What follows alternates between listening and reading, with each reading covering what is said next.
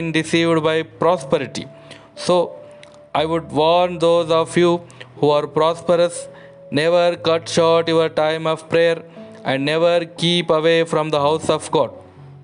Some people have been in the practice of giving their tithes regularly to the Lord, but now that their income has increased, they wonder, how can I give so much as tithe? It is, it is such a large amount. When we fail to give God's portion to Him, we are actually robbing God. Malachi 3rd chapter 8 to 10th verses. Do not rob God of His time either. Perhaps before you got married, you used to spend hours in prayer, but now that you are married, you have no time for Him at all. This kind of robbing will bring you into spiritual barrenness.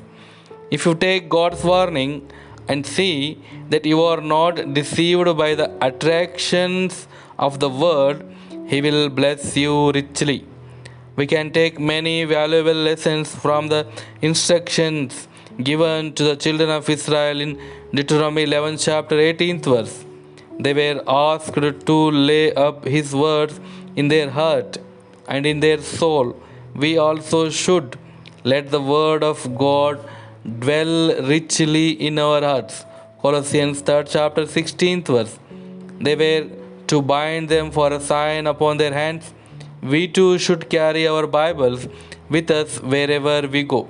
They were to keep the words of God as frontlets before their eyes. We too should keep God's promises before us always and claim them daily for all our needs. They were to teach the word of God diligently to their children. And thou shalt teach them unto thy children, and shalt talk of them when thou sittest, and when thou walkest, and when thou liest down, and when thou risest up. Deuteronomy 6 chapter 7th verse. We also have to do the same. If we obey God in all these matters, the Lord promises to multiply our days and give us days of heaven upon earth. Deuteronomy 11 chapter 21st verse. All these promises can be our experience the whole year round, not only Sundays but every day of the week.